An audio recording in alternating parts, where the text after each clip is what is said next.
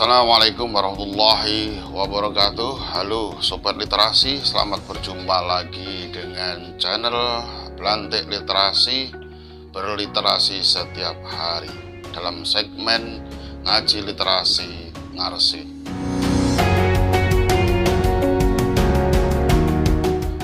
Hari ini mudah-mudahan teman-teman Sobat Literasi sekalian dalam keadaan sehat walafiat, sejahtera dan bahagia, sehingga bisa bertemu dengan saya yang ingin berbagi tentang sebuah rumus inspirasi menulis.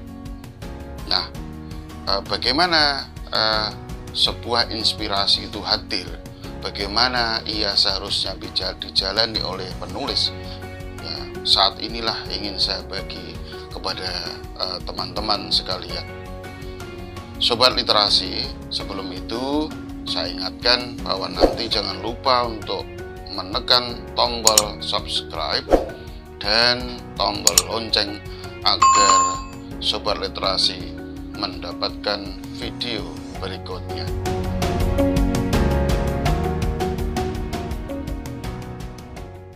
Sobat Literasi, barangkali inspirasi itu sesuatu yang misterius, sesuatu yang sulit digagas atau dipahami. Tetapi sebenarnya ada, mungkin dalam pemahaman saya, ini barangkali bisa membantu teman-teman supaya dalam menyikapi inspirasi menjadi lebih baik. Saya punya rumus bagaimana inspirasi itu hadir. Rumus itu adalah prior knowledge plus a trigger is an inspiration. Jadi gabungan antara bekal pengetahuan, yakni prior knowledge, plus trigger atau pemicu, jadilah inspiration atau inspirasi. Jadi kalau dibalik, inspirasi itu mudah hadir ketika seseorang memiliki bekal pengetahuan yang cukup tentang sesuatu ditambah sebuah pemicu tertentu. Nah, sekarang bagaimana semua ini bisa dijelaskan? Sobat Literasi, prior knowledge, wawasan, bekal awal yang kita miliki tentang topik tertentu, ya, ini sebenarnya tidak lain dan tidak bukan merupakan hasil dari Iqra. Iqra itu apa? Sesuatu yang tertulis, ya, membaca yang tertulis dan membaca yang tidak tertulis. Ini sudah saya sampaikan pada video sebelumnya. Membaca itu bukan hanya membaca yang tertulis, kitab suci, buku-buku filsafat, kemudian ada artikel di blog atau dan seterusnya. Semua yang tertulis itu merupakan yang saya sebut sesuatu yang betul-betul bisa dicetak atau tertulis. Kemudian ada yang tak tertulis. Ada fenomena alam, kejadian, kebahagiaan, kesedihan dan seterusnya. Ya, juga fenomena sosial. Ada, katakanlah ada demonstrasi, kemudian ada peristiwa-peristiwa penangkapan koruptor misalkan. Itu sesuatu yang perlu dibaca, bisa dibaca dan bisa dipetik hikmahnya atau pelajarannya. Nah, kalau kita tahu sesuatu tentang itu, katakanlah tentang pengetahuan tertentu, ya, tentang politik, tentang budaya, tentang sastra, tentang macam-macam, itu menjadi bekal pengetahuan kita. Yang tidak mampir ke kita bukan.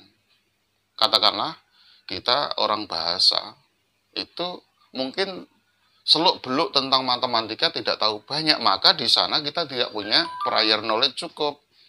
Sehingga kalau diminta menghadirkan inspirasi tentang matematika mungkin agak susah. Sekali lagi mengapa? Karena tidak punya prior knowledge cukup. Disuruh bicara tentang hukum mungkin tidak banyak tahu karena prior knowledge tidak cukup, sehingga inspirasi tentang itu tidak bisa lancar. Berbeda dengan teman matematika. Mereka punya bekal pengetahuan tentang matematika itu banyak, sehingga kalau ada orang diskusi memantik sesuatu saja tentang matematika, peristiwa matematika bisa muncul. Demikian juga teman satu sarjana yang dari hukum. Dia punya pengetahuan banyak, punya prior knowledge banyak, sehingga ketika ada peristiwa hukum, dia langsung nyantol. Bisa memunculkan satu inspirasi menulis atau mungkin paling tidak punya inspirasi bicara. Itu. Jadi satu adalah prior knowledge, bekal awal dalam diri kita tentang sesuatu topik yang dibicarakan dalam tulisan.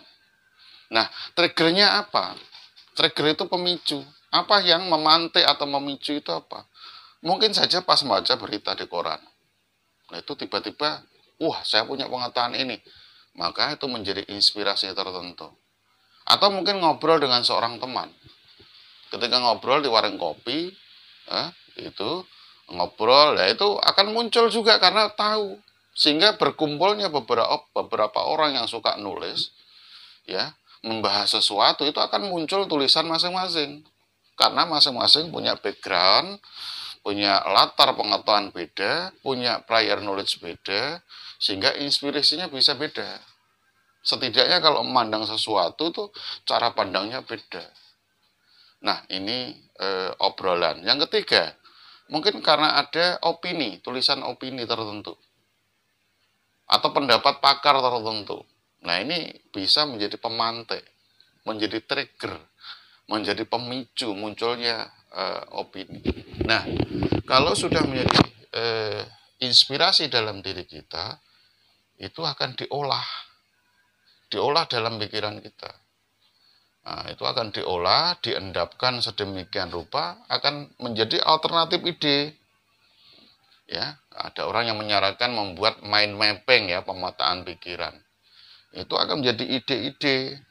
Nah, dari ide-ide yang kita petakan itu dengan cabang-cabang tertentu, nah ini akan terpilih mana yang paling baik. Itulah yang kemudian ditindaklanjuti menjadi tulisan.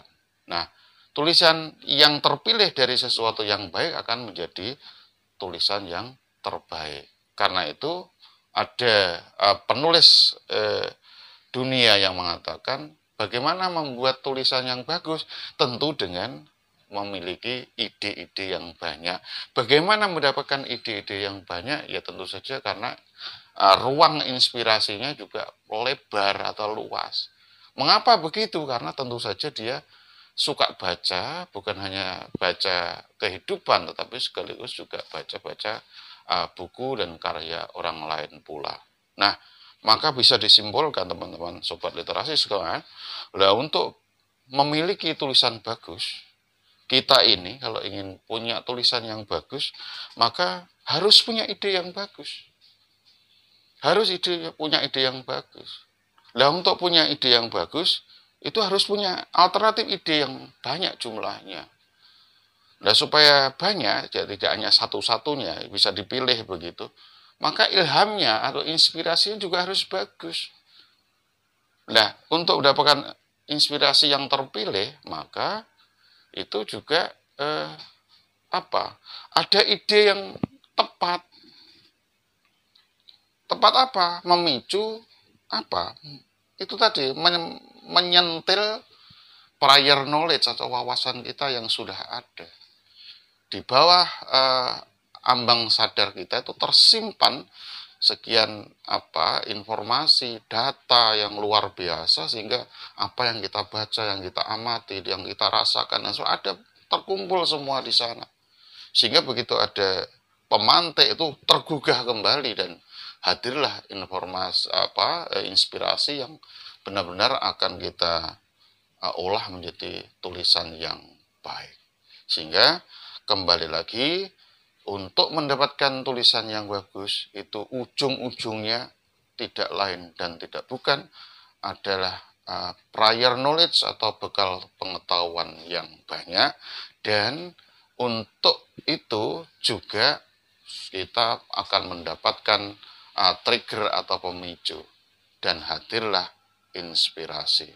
Nah, mudah-mudahan Ini memberikan wawasan pada kita bahwa tidak perlu khawatir. Semakin kita banyak baca, baik membaca sesuatu yang tertulis maupun yang tidak tertulis, itu kita yakin saja pada saatnya kita akan kewalahan untuk memilih mana ide yang terbaik untuk ditulis. Saya kira demikian teman-teman, selamat mempraktikkan, mudah-mudahan ada gunanya. Salam literasi, wassalamualaikum warahmatullahi wabarakatuh.